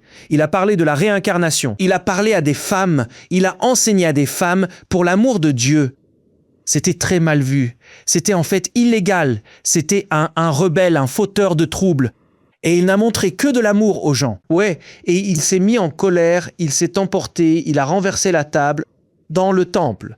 Mais pourtant, les gens qui suivent ces enseignements n'agissent pas comme ils le font, parce que ça ne rentre pas du tout dans la structure de la religion ou dans l'ensemble de règles et de principes dans lesquels ils ont été élevés ou qu'ils mettent en avant, qu'ils prônent. Donc je trouve que c'est une idée vraiment très intéressante, tu sais. Comment as-tu géré ça, toi, personnellement ? Est-ce que tu t'es déjà posé cette question, cette interrogation, ce doute en toi-même? Du genre, waouh, vous êtes, tu sais, et encore une fois, je n'essaie pas de provoquer quoi que ce soit ou je ne veux pas. Je veux être aussi respectueux que possible envers toi et ton expérience, monsieur. Mais quand ça t'est arrivé, et je pense qu'il y a une leçon ici pour ceux qui écoutent, quand ça t'est arrivé, t'es-tu dit, waouh, vous êtes vraiment à fond dans cette religion grecque orthodoxe, mais pourtant est vraiment à fond sur ce type, le Christ. Mais vous n'agissez pas comme lui en me jetant à la porte, ou en rejetant ce que je suis et ma vérité. Et je ne fais de mal à personne. Ce n'est pas comme si tu te droguais à la meth quelque part, tu sais, en te faisant du mal ou en blessant d'autres personnes. Tu n'es pas un trafiquant de drogue. Tu sais, tu ne fais que dire ta vérité par amour.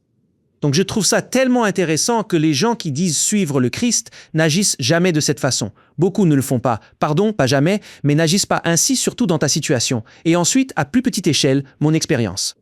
Je voulais juste partager ça avec toi, parce que je pense qu'il y a une leçon ici pour les gens qui écoutent. Je pense que quelqu'un qui écoute a besoin d'entendre ça. Tu sais quoi, avant tout, avant de répondre à cette question, quelqu'un a en fait répondu à une de mes publications sur Facebook concernant un cours que je proposais, et il a cité un passage de la Bible qui disait de ne pas suivre de médium. Exact. Mais l'ironie, c'est que quand l'Église a été créée au tout début, et beaucoup de gens l'ignorent, ils avaient un prêtre qui faisait le sermon, et ensuite c'était suivi d'un médium qui faisait intervenir les proches disparus et les messages. Et le médium était plus populaire. Les gens venaient à la fin de l'Église pour ça. Ils appellent la liturgie, le service. Et c'est là qu'ils se sont débarrassés du médium pour pouvoir contrôler les masses, La concurrence. gagner de l'argent, devenir puissants. Et, afin de préserver leur contrôle et leur succès, ils ont commencé à bannir le médium, à dénigrer le médium.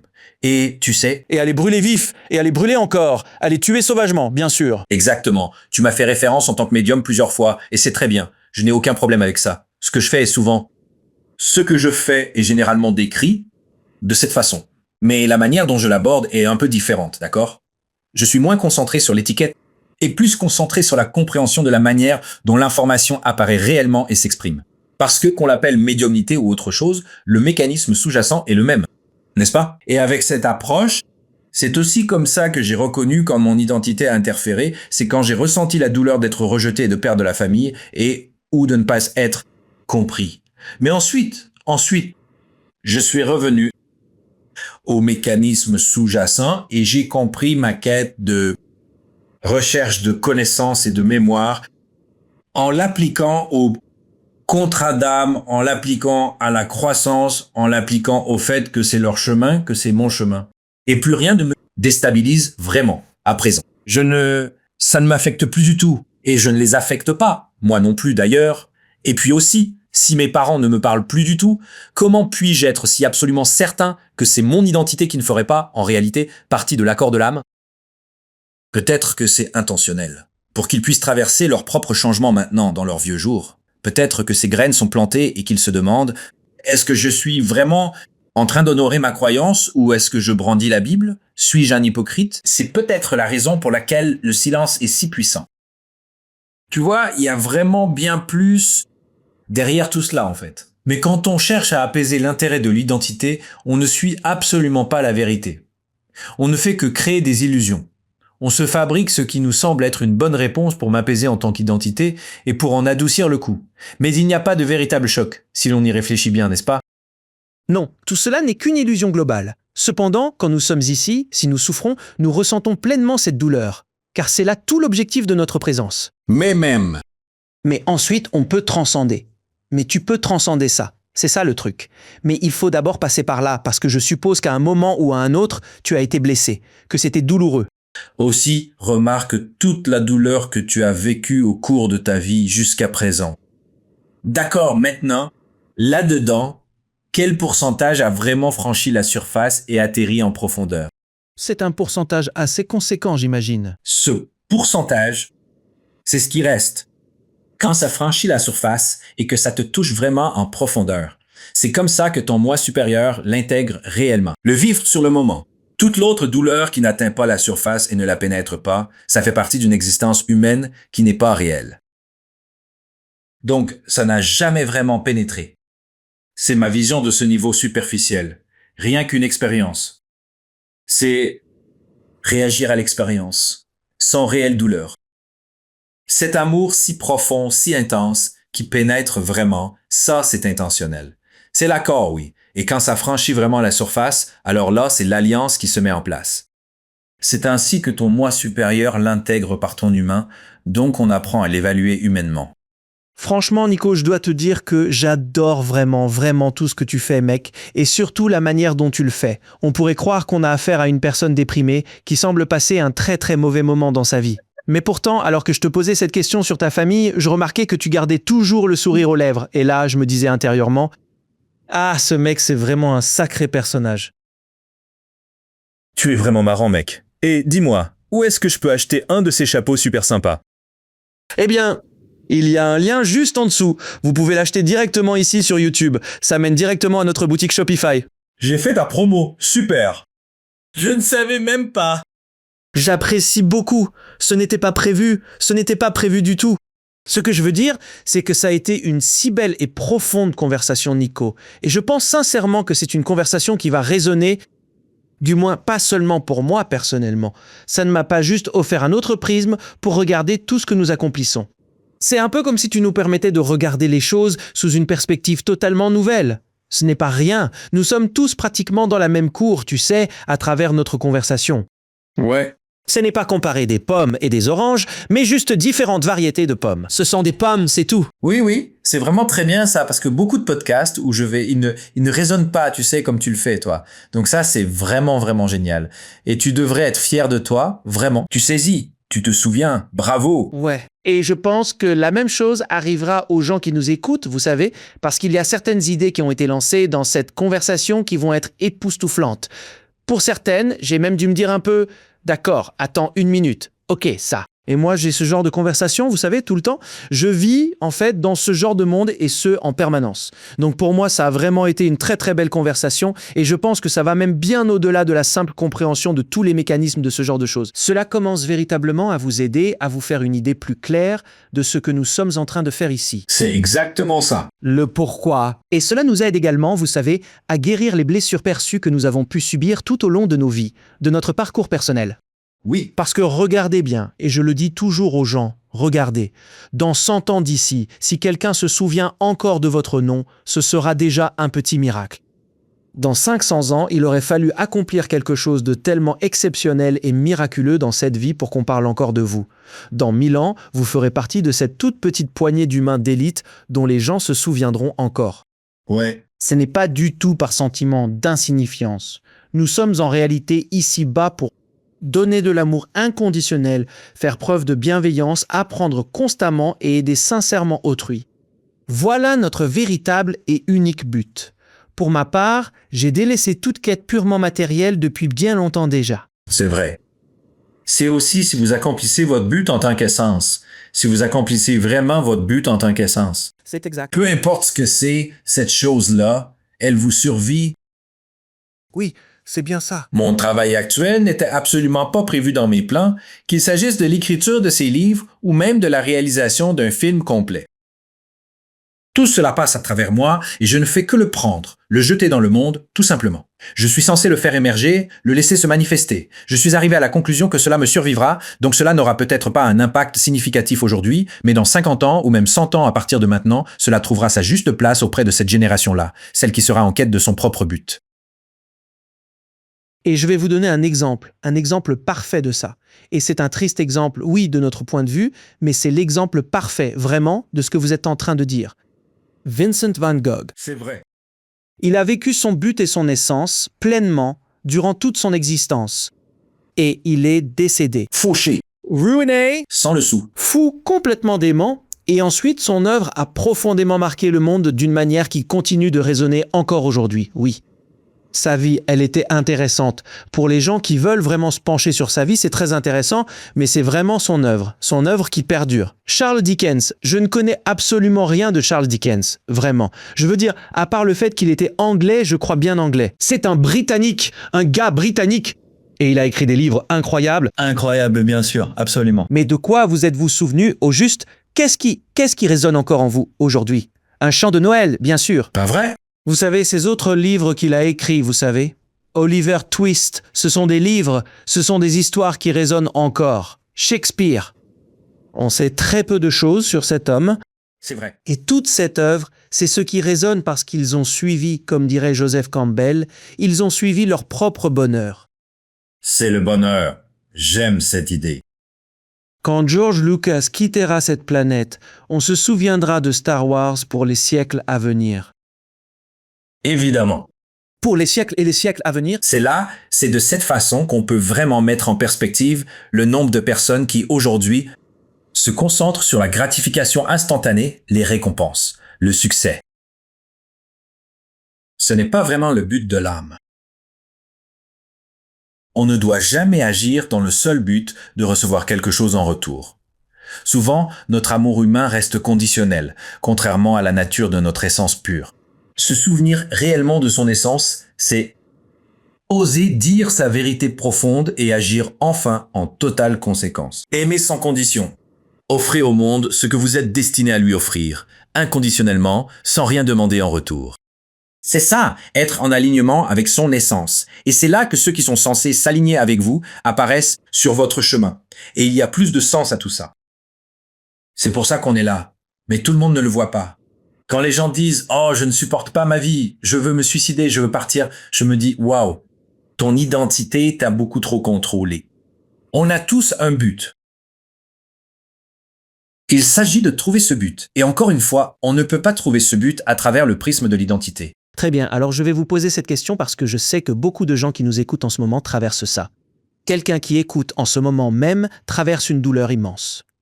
Je ne sais pas de quel type de douleur il s'agit, mais ça peut être une douleur émotionnelle, une douleur physique, ça peut être une maladie, une affection, quelque chose. Certains traversent une douleur psychologique, certains traversent un traumatisme ou ont vécu un traumatisme et ils n'arrivent tout simplement pas à lâcher prise. Quel conseil donneriez-vous à quelqu'un qui est, prenons la douleur physique par exemple, quelqu'un qui ressent une immense douleur physique, une douleur quotidienne, et ça dure depuis des années, et ils ne savent vraiment plus quoi faire d'autre parce que vous savez, tout ce dont on parle est très philosophique, très beau, mais tous les jours, quand vous vous réveillez et que vous souffrez le martyre, j'ai du mal à concevoir, à vraiment comprendre le fait de dire « mon identité ressent cette douleur, moi je ne la ressens pas ». Ça fait partie du contrat d'âme, en fait. Tout ça, eh bien, tout ça vole en éclats quand vous vous dites, fils de... Vous savez, ça fait mal, ça fait vraiment très très mal, mec. Quel conseil avez-vous pour eux? Bien. Notez ceci. Face à la douleur, on s'y focalise. C'est vrai. Je me concentre toujours sur la douleur. Vrai. C'est une douleur énergétique impactant le corps physique. D'accord? Oui. Nous ne sommes pas des guérisseurs, ni des médecins guérisseurs. Mais vous pouvez tout à fait guérir votre propre corps, par votre essence et par cette autre fréquence vibratoire énergétique. Plus vous vous élevez, plus vous montez, plus vous vous connectez, plus vous ne l'êtes pas. Vous n'êtes pas connecté uniquement au corps, vous êtes en expansion. Vous sentez l'énergie traverser. Vous pourriez guérir vos affections. D'accord? C'est comme les poissons de fond qui ne restent qu'au fond de la mer. Les autres flottent. Ne restez pas au fond de la mer. Ne vous laissez pas tirer vers le bas. Remarquez que si vous souffrez ou si vous êtes en dépression psychologique, peu importe, vous restez avec ça pendant longtemps et vous coulez. Vous restez en bas, vous restez dans cette fréquence énergétique inférieure. On a tous la même capacité à s'élever, mais on ne le fait pas. Au lieu de ça, on se donne des excuses, on laisse ça nous définir. On devient la douleur. Tout est douloureux. Vous en rajoutez encore plus, vous l'aggravez. Vous créez plus de douleur inconsciemment. Vous n'avez rien à faire, juste vous rappeler que vous n'êtes pas le corps. Vous êtes la force énergétique qui se trouve derrière, qui porte une fréquence énergétique différente. Vous pourriez arrêter de vous concentrer sur la douleur, commencer à manifester, à faire entrer votre propre lumière, votre propre énergie. Ça finit par se dissiper. C'est aussi simple que ça. Quand vous avez dit ça, c'est une analogie que j'utilise assez souvent, c'est une analogie de l'océan, cet océan dans lequel nous sommes nés. On est toujours plus près de la surface. Oui. Parce qu'on vient tout juste d'arriver d'au-dessus de la surface, on est beaucoup plus près de la surface, vous savez. Puis tout d'un coup, ceux qui s'occupent de nous, nos religions, nos communautés, nos pays, et tout le reste commence à nous jeter des choses, des fardeaux dessus, et on commence à couler, toujours plus bas. Et ça devient de plus en plus dense, de plus en plus lourd, à mesure qu'on arrive au fond. Et ensuite, la plupart d'entre nous passent toute leur vie, oui, toute leur existence, au fond de l'océan, à traîner tout ce poids, toutes ces choses autour de nous. Mais quand on commence à méditer, quand on commence à entrer dans le silence, quand on commence à s'ouvrir vraiment, on commence à relâcher certaines de ces choses, à s'en libérer, et on commence à remonter un petit peu, à s'alléger de tout ça. Quand on parle de nos avatars, nos maîtres sont les maîtres ascensionnés, ce genre de personnes, ces êtres qui marchent sur Terre, ils ont été capables de lâcher tout ça, de se défaire de tout ce poids, de flotter jusqu'en haut, de sortir la tête de l'eau alors qu'ils sont encore ici dans l'océan. Mais ils peuvent sortir la tête de l'eau et se dire: oh, parce que quand vous marchez dedans, je ne sais pas si vous, je suis sûr que oui, vous vivez sur une île, si vous marchez dans la mer, ou si vous marchez dans l'eau, c'est très dense, c'est très dur, c'est très lourd. Oui. Mais plus vous vous allégez et plus vous sortez hors de l'eau, eh bien c'est beaucoup plus facile. Oui. En parvenant à voir la vérité en face, on finit par réaliser que nous ne sommes finalement que de passage ici-bas. C'est vrai. On a l'impression de survoler l'immensité de l'océan. Est-ce que cette image vous parle? Tout à fait. C'est pour ça qu'on ignore la transe médiumnique, notre outil le plus puissant. En transe, vous atteignez ce niveau supérieur. Et c'est là que les souvenirs affluent en masse. Donc, quand vous revenez, quand vous reportez votre attention sur la réalité, vous êtes au fond de la mer. Mais quand vous êtes déjà allé à la surface de votre vivant, vous réalisez que c'est temporaire et que vous pouvez toujours remonter à la surface à chaque fois que vous en avez envie.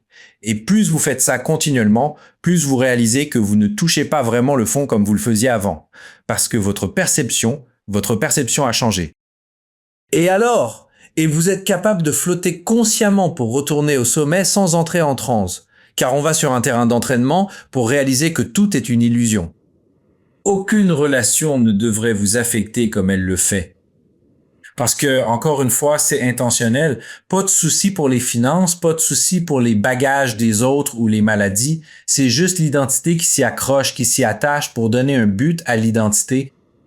Ça, c'est le fond de la mer. Et l'identité est un autre mot pour l'ego, en grande partie. L'ego n'est qu'un autre terme pour désigner le contrôle. C'est absolument cela. Ego, contrôle et identité sont liés à 100%. Voici la question la plus importante de notre entretien. Oh mince! Voyez-vous oncle Bob avec moi?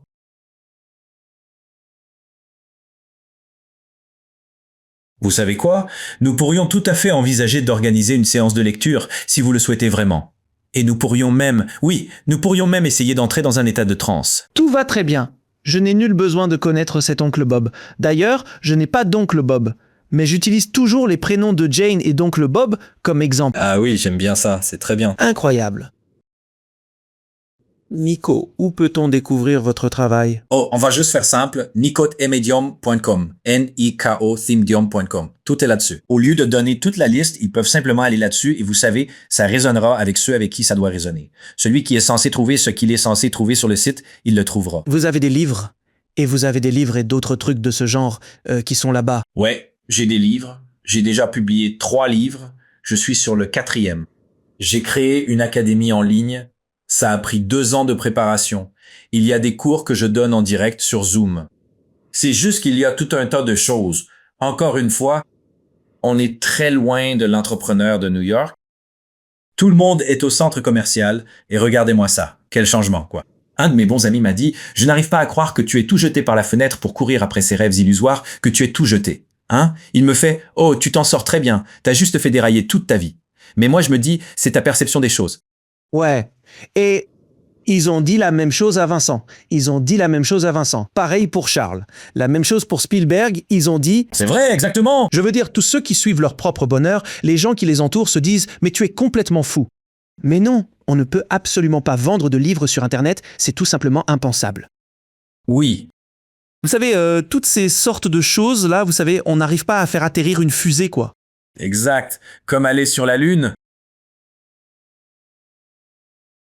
Je pense que ce qui rend le plus humble dans ce voyage, c'est que même ça, je ne me mets pas vraiment en avant. Je ne me vends pas. Vous savez, je ne parle pas trop de ces trucs-là parce qu'en faisant ça, c'est comme si je retournais à mon identité. Vous savez, c'est d'essence à essence. Le but de mon essence est de ramener cette articulation, ce vocabulaire dans le monde. À ce moment précis, c'était prévu qu'ils l'entendent. Chez qui ça résonne n'est pas mon problème. Vous voyez, c'est ça la beauté de la chose. C'est pour ça que ça rend humble. Je continue simplement à le dire et à l'offrir. Et peu importe où ça atterrit, c'est que ça devait arriver. Et c'est ce qu'il y a de génial là-dedans. Et c'est ce qu'on fait avec ce partage. Oui. On le diffuse et ça trouve les gens d'une manière que je ne peux même pas comprendre. Je fais simplement ce travail, je le diffuse et je n'ai aucun contrôle dessus. Je ne peux vraiment pas contrôler qu'ils le voient. Quand ils le voient, à quel moment de leur vie ils voient cette conversation? Cette conversation résonnera pendant de très très nombreuses années. Et elle trouvera les gens qui ont besoin de la trouver, au moment où ils la trouveront et quand ils y seront prêts. Quand j'ai lu l'autobiographie d'un yogi dans ma vingtaine, Ouais. en le regardant de plus près, je m'étais dit « C'est quoi ce délire ?» C'est beaucoup trop bizarre et même totalement farfelu. Entre les histoires de bilocation et de méditation profonde, c'était beaucoup trop pour moi à l'époque. Je n'étais pas prêt du tout. Ouais. Puis quand j'avais la trentaine, je l'ai repris. En fait, c'est plutôt dans la quarantaine, au tout début de la quarantaine, que je l'ai repris et je me suis dit « Oh ouais !» Et là, ça m'a vraiment, mais alors vraiment complètement changé. C'est ça. Vous étiez prêt à ce moment-là. J'y étais prêt. Alors, c'est la même chose. Donc parfois, les choses nous percutent. Elles plantent des graines. C'est quand on n'est pas prêt, on n'y est pas prêt. On n'y est pas prêt du tout. Alors on plante des graines. Et ces graines peuvent germer dans 1 an ou dans 50 ans. C'est vrai. Vraiment, vraiment. C'est tout à fait ça. C'est pour ça que vous vivez votre raison d'être. Et c'est magnifique. C'est tout ce qu'on peut faire. Nico, mon ami, ça a été un tel plaisir et un honneur d'échanger avec vous pendant cette conversation. Je sais tout simplement, je sais juste l'effet que ça va faire aux gens qui nous écoutent. J'ai tellement hâte de partager ça avec le monde, mon ami. Vous êtes une très belle âme, mon ami. Une âme courageuse et belle de faire ce que vous faites dans ce monde. Alors je vous apprécie énormément, ainsi que tout ce que vous faites pour éveiller cette planète, mon ami. Alors merci. De même. Merci, l'honneur fut partagé.